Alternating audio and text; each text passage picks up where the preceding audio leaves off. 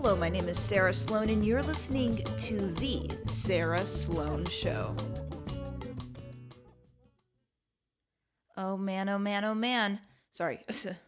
Oh woman, oh woman, oh woman. Oh gosh. Oh trans, oh trans, oh trans. Hope you guys are ready for a good show. 'Cause I hope that's what it's going to be. Life is fun, isn't it? I think it's fun. I think it's a lot of fun, especially whenever we can talk like this. I did just want to kind of, I guess, as a little admin note, for those of you that listen to the podcast, um, thank you for doing so. For those of you that watch the podcast, thank you for doing so. So yeah, just in case you didn't know that either way is possible, we're on YouTube. I love how I was saying several of us. There's multiple Sarahs. YouTube, Rumble. Although, yeah, just a little thing to note about Rumble. They'll pull from the YouTube videos. And so, I just want to be patient and give them a couple days to do so. If I post a YouTube video, then it pulls onto Rumble. Or sometimes they just don't feel like ever pulling from YouTube. And so I posted a video like last week. Nope, not on Rumble. Very frustrating. So I'm thinking I'm just going to start posting the video the second I post a YouTube video because I'm just tired of waiting for Rumble.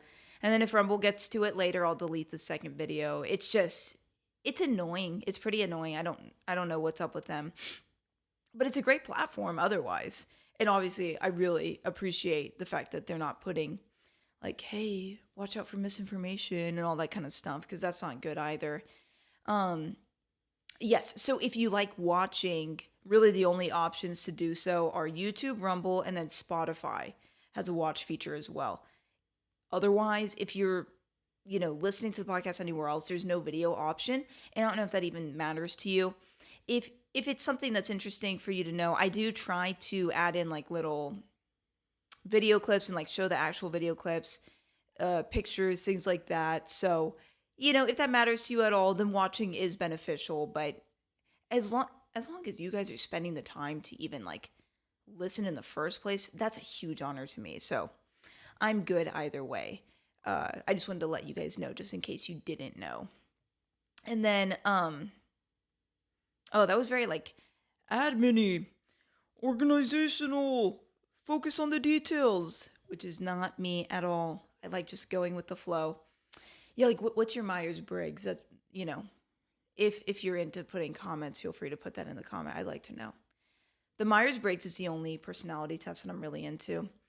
The other ones just don't make a lot of sense to me. What's it called? Enneagram. Never understood it. I've taken the test multiple times. I even went to a little class about it that was like, an hour-long class. Still don't understand it. Every time I've taken it, I've tried to answer honestly, and I always get a different result. Always. I don't know what to think. So then basically my sister, she is super into the Enneagram. And so she was really just looking through all the different personalities. And she decided I was an 8. I don't really know what that means. I don't really care to know. One thing I have heard every time I say that though, people are like, oh, you're an 8. Oh, that's not good. You're an 8. And then I notice that most very kind and thoughtful women are 2s. That's always what I see. They're always 2s, but that's pretty much all I know about it. I think I got a 5 in the past or whatever, but no, she seems pretty determined that I'm an 8. And then with Myers-Briggs, I'm an ENTP. So that one, it's labeled the debater.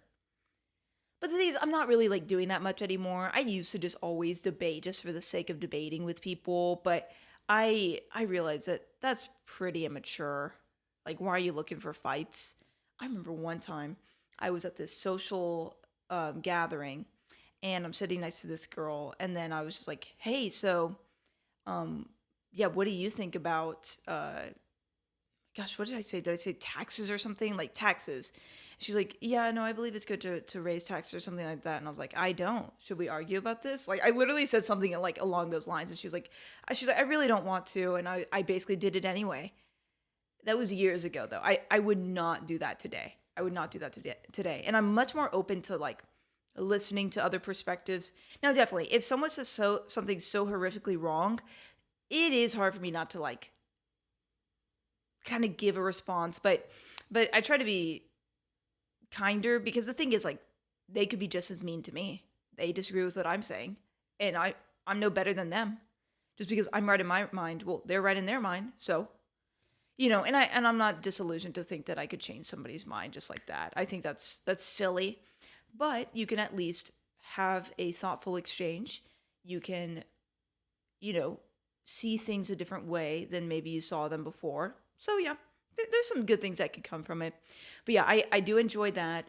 But yeah, and then of course E begins. Yeah, E is extroverted, but golly, I'm not fully extroverted. I think ENTPs are being known as they're known as being the least extroverted of the Myers Briggs that begin with an E, because I really value my alone time.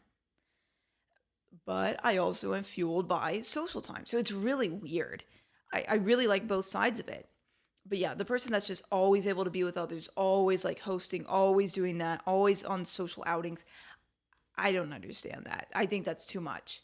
But then the person that's always in isolation, never talking to anybody, I don't get that either. That's too much. So I really like the middle ground, which I think is where most people are, honestly. Yeah, they always say, "What are you fueled by?" That's what you are. And I'm like, "Well, I'm fueled by both. I love my alone time. I like some of my social time." So I don't, but I think I'm a little bit, if I had to choose one, I'm probably more extroverted. I would go absolutely insane if I never was able to interact with others in an enjoyable manner. And then, yeah, the N and the S, that's the difficult part for me. I never fully understand what that means. I think it's intuitive and sensing. And then I think it's like if you're focused on the present or the future, I think that's an oversimplification, but I'm an N. I'm usually focused on the future. I'm always thinking about what's next, which I think is not good. I think it's good to obviously give it some thought, but I think I go way too far in that. I'm always thinking about that. It's kind of embarrassing. And then the T and the F, thinking, feeling. I'm usually, I don't think I'm much feeling at all. I'm a pretty strong T. And sometimes it's not good because if somebody has an issue, it looks like I don't have compassion, but I do. I'm just trying to think logically about it, and I'm trying to bring like actual solutions rather than just like, that's so tough for you. It's just yeah, and there's things that could actually help the issue, or you could just make them feel more set in their emotions.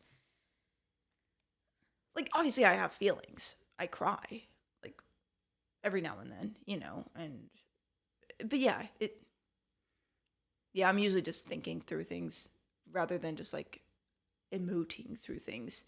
And then the P and the J, perceiving, judging. Okay, the way I've heard it explained before is the J is like if you're planning a trip, the J is the one that's like, okay, we're doing this, then we're going here, then we're going here.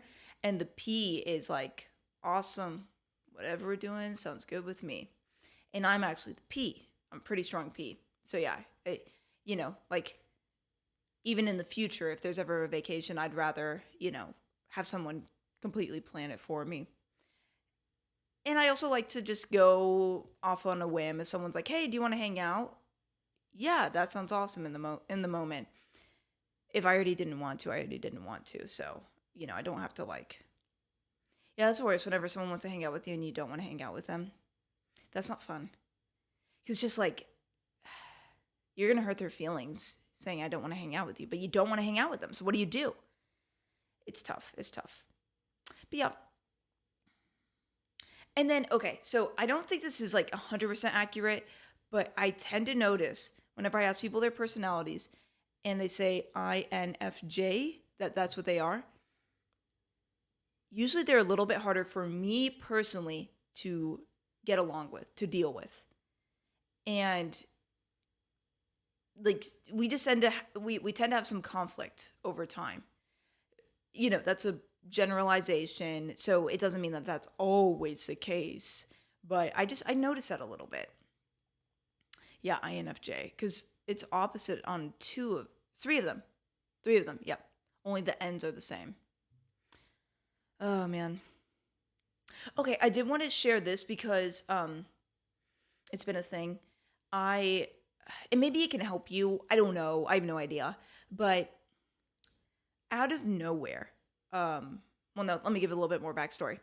Like a few years back, my sister, she really started getting into like skincare, looking at all that kind of stuff, watching it on YouTube. Like apparently Dr. Dre is like has a huge channel and people really follow her advice on YouTube, on social media, and which skin products to get, all that kind of stuff. And so her and I, we both have had like oily faces for, the longest time. And so we've always thought, well, why would we put on lotion? Because we have oily faces. Wouldn't that make it worse? It's moisturizing something that's already oily. But it actually helps an oily face to put on moisturizer.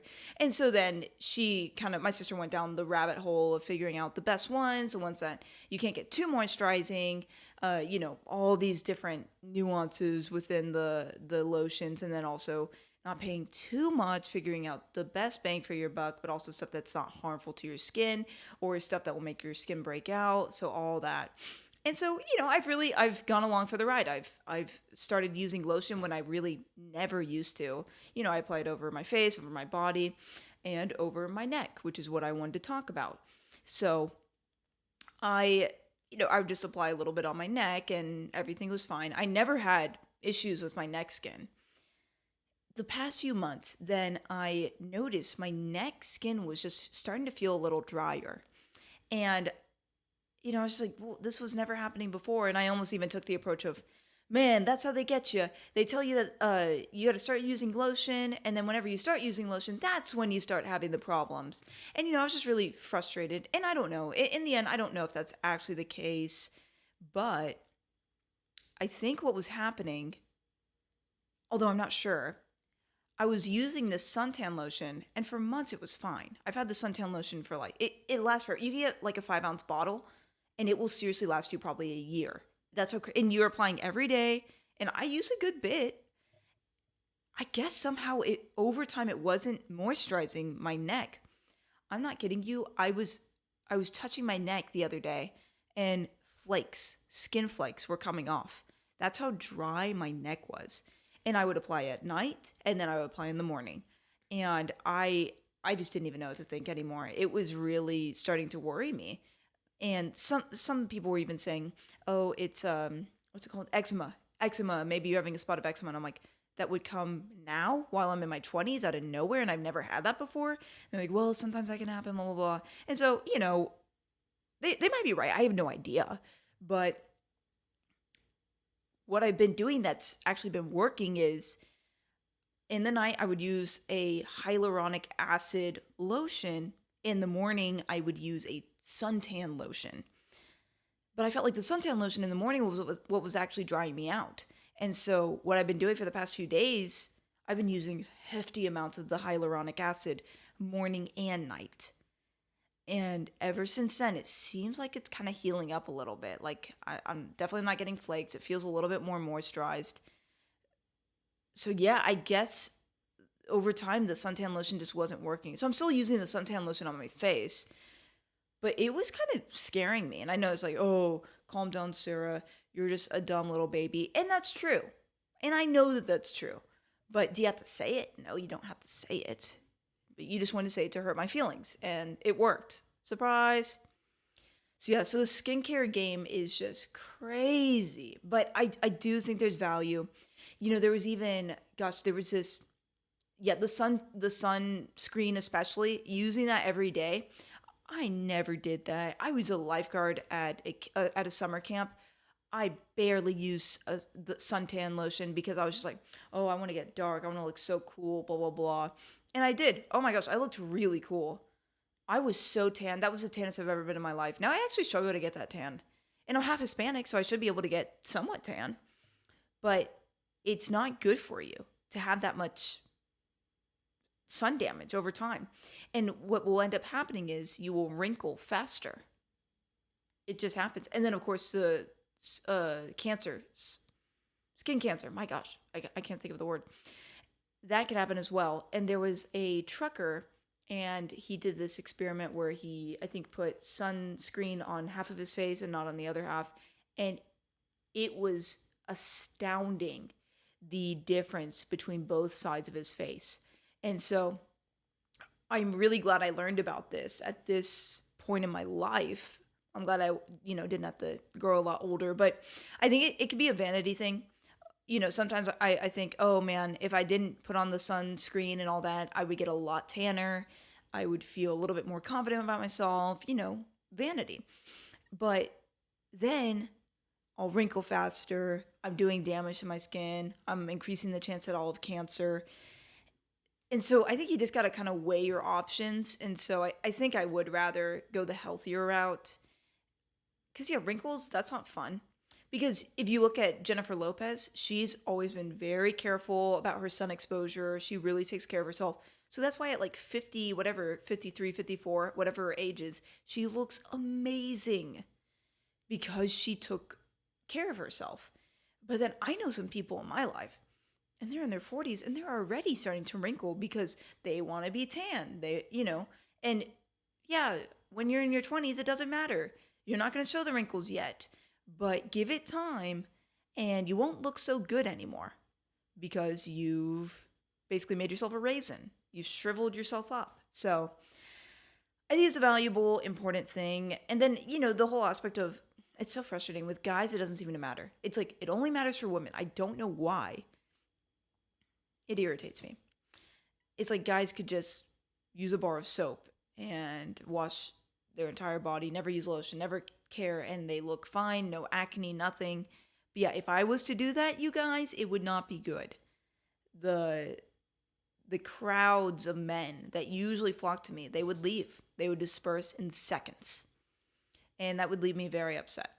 So I think it's better to do it. I think if you're a guy that's struggling with acne, you should definitely look into it. I almost want to say if what you're doing now without doing anything is working, maybe almost stick with that. But at the same time, longevity, I think it doesn't kill you to just wash your face, put on lotion, wash your face, put on lotion. I don't think it's the worst thing in the world. And these skin products are not that expensive. You can go to Walmart and pick them up. And yeah, if they do feel a little expensive, usually Walmart makes their own brand. And then you're able to buy that instead. Which, that's a ethical thing. A business comes out with their product, Walmart comes out and dupes it for cheaper. Well, I'll tell you what I do. Almost every time I buy the Walmart dupe because I want to save money.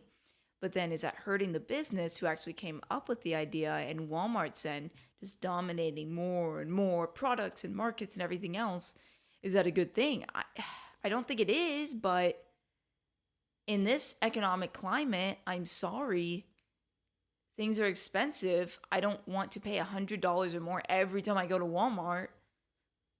That's unacceptable. So yeah, I was thinking about that. Walmart, they make Pringles dupes, but they never make the flavors I want. I just thought about that. Walmart used to make these amazing Reese's peanut butter cups. They were so good. They were better than Reese's. And then, I don't know, for whatever reason, they stopped making them. Explain that to me. One of my favorite chocolate candies is actually Take 5. Reese's Take 5. They're so good. Salty, sweet. Oh, it's painfully delicious. Like, ow! Ah! I think I got shot by Reese's Take 5 deliciousness. When people are in intense pain, it's so frustrating to watch. Because I'm not feeling anything of what they're feeling, and you almost don't believe them. But you do believe them in the back of your mind, but you don't want to believe them because you're just you don't feel the pain they're feeling. Isn't that a terrible thing? But I do sense that sometimes when someone's really in pain. I remember one time this it was I think church, whatever, the youth leader, he wanted to race the guys, and he used to be, man, a really stellar athlete, but as you age, and so he's sprinting with the guys, and he just flat out pulls his hamstring, and so he's on the ground, he's like, oh, and he's screaming, and we're all laying hands praying for him, and yeah, I won't lie to you, part of me was just are you really feeling any pain? I'm not so sure about this. But the thing is, I know if I was in pain, he would be so nice to me, so it's just it's very immature for me to think that way. But here I am being transparent. Again, it's a terrible thing. I wouldn't tell them that in the moment. Like, are you actually in pain? Or it's like whenever, at work, like people will like, I don't feel well, or like they don't come in that day because they're sick and really they're playing hooky. And it's like almost, and I even told my coworkers this, I almost never believe that a person's sick whenever they say that they're sick at work. And then I think it's so messed up that you're basically incentivized you get more sick time than vacation time. And it's like you're incentivized to be sick, to have some days off. The smartest thing in the world would be for it to be all together. Like you get this set amount of days and it includes vacation and sick time. And so then what happens? Of course, you are incentivized to not be sick because you want those days used for vacation time. The fact that it is not that way is so baffling to me. It's so astounding. It's so messed up because you could tell people, it's like they want to be sick. You could see it. Oh, I feel sick. Oh, man, I'm not feeling well. And I'm like, I could count on my hands the amount of times I'm sick each year. On my hand, how many times I'm sick? Yeah, let's correct it. On my hand. It is very little. And the thing is, anytime, everyone's like, oh, did you have fun? I'm like, no. If I actually am sick, I'm like, I was miserable in bed. I didn't have the energy to watch like a movie. None of it's fun. I hated it. And also, it doesn't feel right to lie. And so I've never lied about being sick at work either. I just can't do it. I can't do it. Which is for the best, and I know it's for the best. But yeah, then I see all my hours raking up for sick time and my vacation time going down, and it feels wrong. It feels really unjust, and I hate it. And I know hate's a strong word, but in this case, I think it's needed. Da-na-na-na. Okay, I also wanted to talk about this soda alternative that I love so much.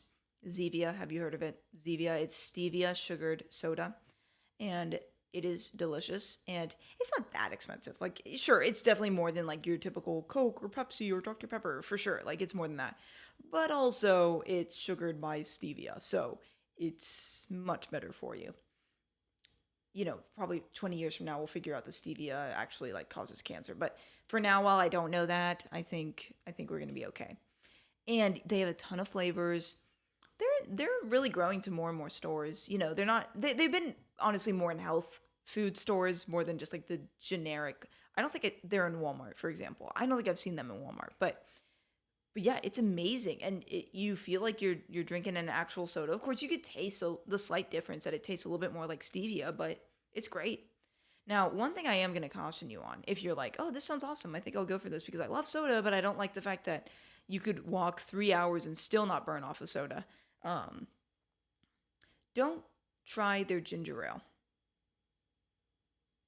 It's terrible. Like, it's astoundingly disgusting. I cannot believe that is what they think ginger ale actually tastes like. Their best one is their root beer. That's my favorite flavor from them. Their root beer is so good. Their Coke one is very good. Their Dr. Pepper one is good. I've tried a lot of them. They're all great. The ginger ale, and it's so sad because if I was actually to have regular soda, I probably would actually have ginger ale. I normally love ginger ale, so that's why I bought like a 6 pack of them or whatever I bought. And and I'm one of those people. Even if I absolutely hate something, I'm still gonna make myself suffer through it. I hated it. It it's not okay. Whoever made that flavor and whoever approved it, fired, out, get out. I don't want to see your face. You don't belong in here. You have no place in here. What you did, whatever talents you think you have, you lost them the second you made that and approved it and canned it and said, I stamp my seal of approval on this. No, you are a joke. You don't belong anywhere near making drinks for the generic public who's trying to do better, who's trying to be healthier, who's trying to survive.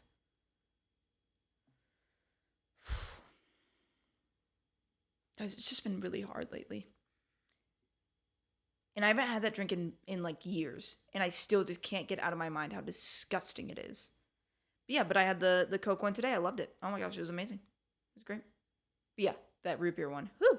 I think they've tried to do a little bit more like energy drink types. They've tried to do kind of like fancier drinks too. I haven't tried those, but I'm sure it's amazing. I trust them. Fruity ones, I bet their fruity ones are great too. But man, what a great idea. Stevia sugared. I don't see any alternatives. I don't see any other brand doing that. Everything else is like a slight essence, sparkling water, a little sprinkle of a grapefruit scent. And I'm like, that's fine, but I also want it to like be like a good soda. And I'm not even a big soda person, but when you are, because I try to do intermittent fasting each day, whenever you are starving yourself for the entirety of the day and you just, man, you'd like to sink your teeth in whatever food you can, drinking that one soda can help you last a few hours longer. And that's great, in my opinion. Because the longer you're not eating, the more time your body finally can process what you've given it for these past days or whatever. It's so good for you to take a break from eating. We eat 3 times a day for what? Why are we doing that? Also, that's expensive too. I think we'd be better served with just one meal a day, honestly. Maybe two at the most. But yeah, I've heard somebody they do a breakfast and a dinner and they skip lunch. That's a great idea. Or yeah. I prefer more the dinner only, just because I don't have the self will to have only a breakfast, and basically I have to eat at the end of the day. It's a weak nature in me. So, and it's helped me a lot. So, yeah, I don't know why I got onto that tangent either. Um, I have issues, so just know that, please.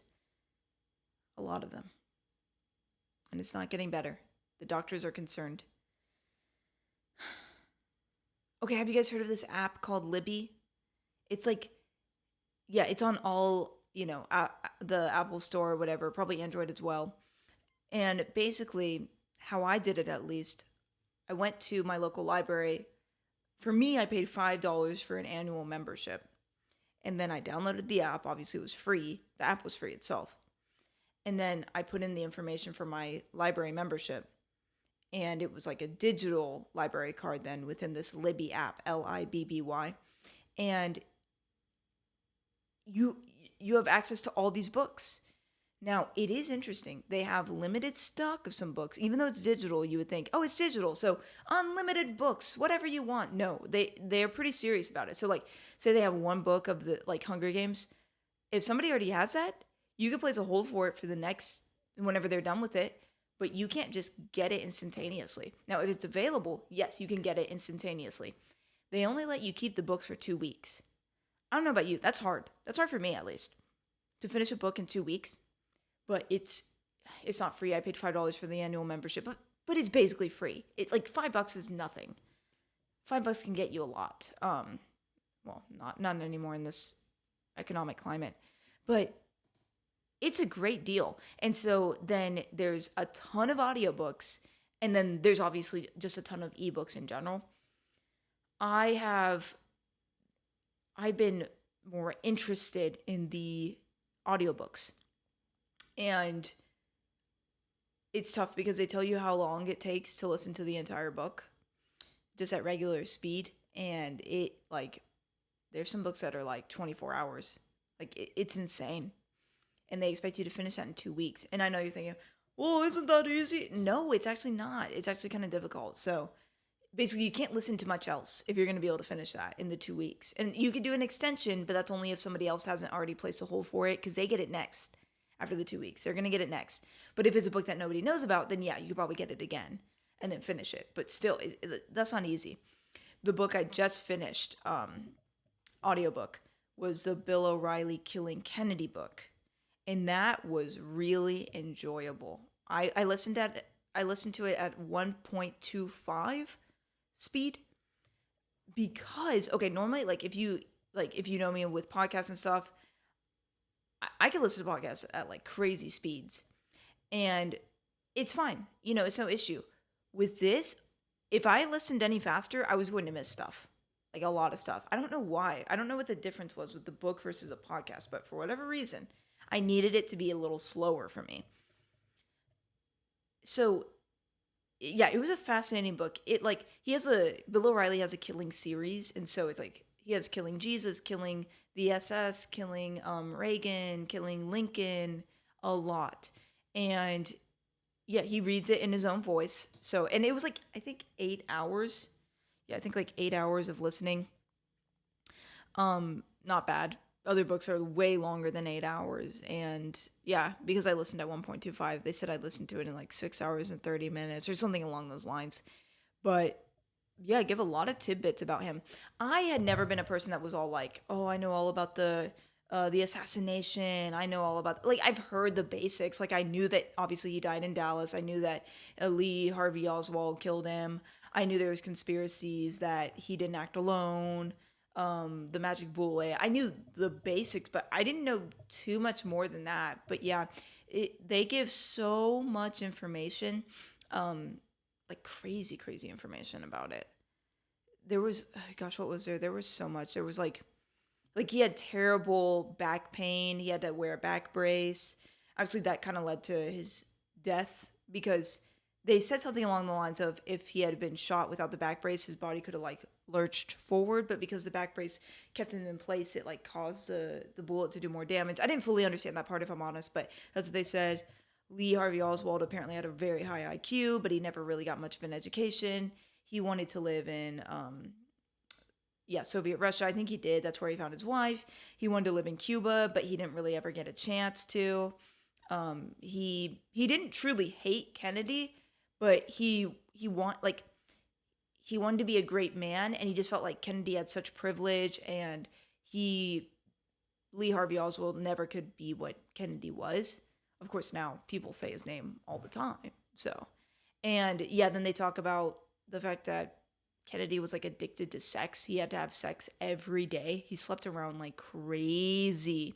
His wife was okay with it, like in the sense that like she accepted it. She didn't divorce him for it. She wasn't happy about it, but she would just like try to make sure she was not where he was when he was doing that, just so she just didn't have to see it, out of sight, out of mind kind of a thing.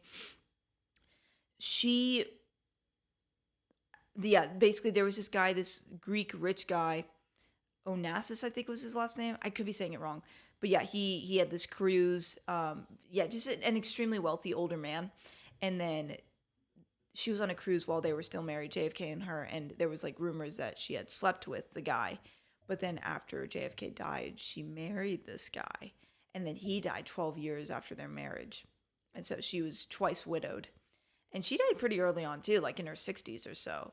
Yeah, both of them, JFK and her, were him cigars, her cigarettes, smoked all the time. And yeah, there was moments where JFK got much more serious about his marriage and much more into his family. But yeah, it was bad. It was bad. Um, yes, so much. I don't even yeah, lots of he apparently could read 1,200 words per minute versus the average person can usually only read like 200 per minute. So he was an insane speed reader. He won a Pulitzer Prize for a book he wrote. He helped some people during the war, and he got this army medal from it. Yeah, lots of stuff. Apparently, his family was worth like $1 billion. He always donated his $100,000 salary, to charity. He never took it. Yeah, so he was an interesting guy. Now, where I can kind of understand the conspiracies are the social oh my gosh, the no, Secret Service. Uh those officers, they're supposed to be like they're supposed to check wherever he's supposed to go if he's driving through a town or whatever, like, just to wave at the masses. They're supposed to check every angle where there could be like potential danger. So much of that trip to Dallas was risky. The vehicle was going a few miles per hour on turns. He was so exposed. They knew that. They knew that.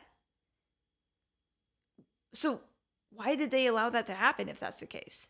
That's where I do have some questions.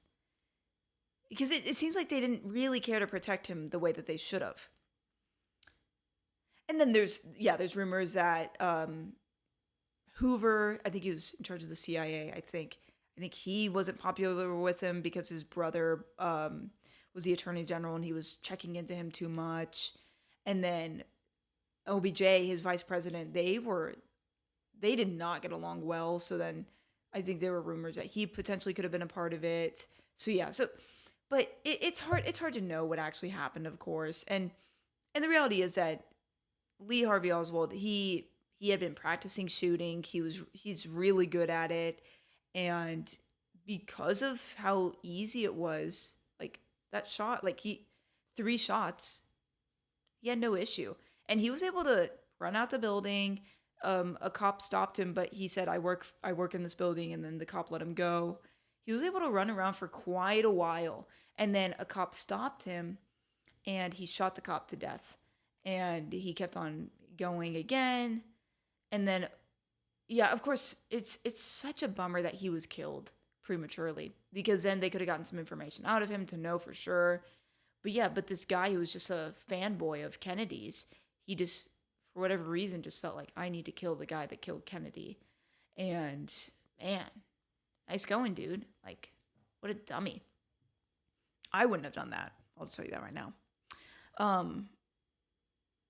Well, let's just go straight to the verse. I love how, like, I'm all over the place, but no, I don't love it. I don't like it. He brews coffee. I hate that joke because she brews it most of the time. Can we be real about that? Can we be real? Or do we need to be fake? Because I can do both very easily. Hebrews 2:6. But one testified in a certain place, saying, what is man that you are mindful of him? Or the son of man that you take care of him? You have made him a little lower than the angels. You have crowned him with glory and honor, and set him over the work of your hands. You have put all things in subjection under his feet. And I do want to read a little bit more. For in that he put all in subjection under him, he left nothing that is not put under him. But now we do not yet see all things put under him. But we see Jesus, who was made a little lower than the angels, for the suffering of death crowned with glory and honor, that he, by the grace of God, might taste death for everyone. Like, why? Yeah, why does God value us? Why do you give a flip about us? You gave your son for us. You made him a little lower than the angels. He was fully God, fully man. He could have done anything. He could have stopped all the attacks on him.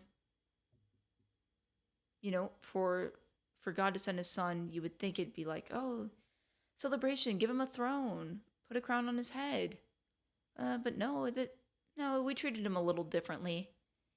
I always think, like, what would I be like whenever Jesus was on the earth? What would I be like? I don't know.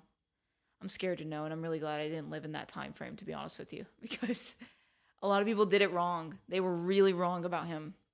And I don't think I'm all that special. So it's easy to say, man, they were wrong about Jesus. I would have been different. We have no idea. And so especially like he was a carpenter. He didn't look that amazing is what the Bible says. Like, and he's claiming he's God. Okay, dude. Yeah, you're God. Sure. No, yeah, but he actually was. Surprise, surprise. But you didn't actually know for sure. Like, it's just like all this was tough. All this was tough to know. But he suffered for us. And for the glory of God. And because of it, we have full right to speak to God, to have a relationship with God. It's amazing. It's amazing. And so often, I think a huge part of my life, I waste it. Because in my mind, I'm like, oh, well, I could be doing other things, entertainment, distractions, blah, blah, blah. Wasting time. And it's silly. But every day is a new opportunity. And so then I don't have to feel so bad about the past, but I can live in a new way today. Yeah, on Instagram I saw this girl. She's a comedian, and so she's not like famous, but like she's certainly getting up there. And so she's touring around the country, and obviously you have to stay in hotels. It's a busy life. You know, airplanes, hotels. You go somewhere, then you leave the next day, that kind of a thing. So crazy life. And then she's just in the hotel room. She pulls out the Gideon's Bible, which, yeah, is a really good nonprofit that puts Bibles in all of the hotels. And sadly, during COVID, all those Bibles were thrown out because sanitary reasons. But of course, that sucks because then they had to produce all those Bibles again and restock all the hotels. And all those Bibles were thrown out, which, yeah, obviously you want to be careful with what you do with the Word of God. So, but yeah, she's opening up the Bible, she's reading it, and she's just like not understanding. She's like, what's that even mean? And she's kind of like laughing at it, and it's just like, if only you knew. And I hope one day she will. It's just like God like is obsessed with you. He loves you. What he did through his son Jesus and what he does for you every day. And yet you're just reading this book and just laughing at it. But, at least she picked it up. At least she tried to read it. At least she tried to understand. That's better than most of us. So, we got to respect where we can. And then just like praying for these people, just like, God, please, can you touch her life? Can you show her that you are the way? But of course, that's, there's some risk with that. Then life isn't easier just because you're with God. Sometimes it could be a lot harder. But here's a bit of optimistic news. This was on the Pew Research Center. Most U.S. adults, 81%, say they support social media companies requiring parental consent for minors to create a social media account. About 7 in 10 favor requiring people to verify their age before using social media sites, 71%, and setting limits on how much time minors can spend on these platforms, 69%. Only about 1 in 10 adults oppose each of these three measures. So that's a good thing. It's social media, entertainment, all that. It is what it is. Technically YouTube's social media. I'm posting this podcast on social media. It's like, it is good for what it is, but the Bible is so much richer. It's so much better. And so which one are we spending more time on? And I know the truth for me. I'm spending more time on social media. It's the truth. And I don't like that. And I need to stop that. And so this is good. This is good news from the Pew Research Center that most adults are saying that, hey, giving kids full access without any consent from an adult that they could trust, a parent, it's not a good thing to just give full access like that. And so I think that's very optimistic news. 81% is pretty good. Nice hefty number. 81. All right. Hey guys, thank you so much for listening to the podcast. I think you guys are wonderful. Whatever you have planned, do it. Do it. Don't procrastinate. Get on it. And God can help you. But yeah, I hope you know that you are loved and you are special and you are unique. There's only one of you. And so we need you. Other people need you. Have a good one, guys.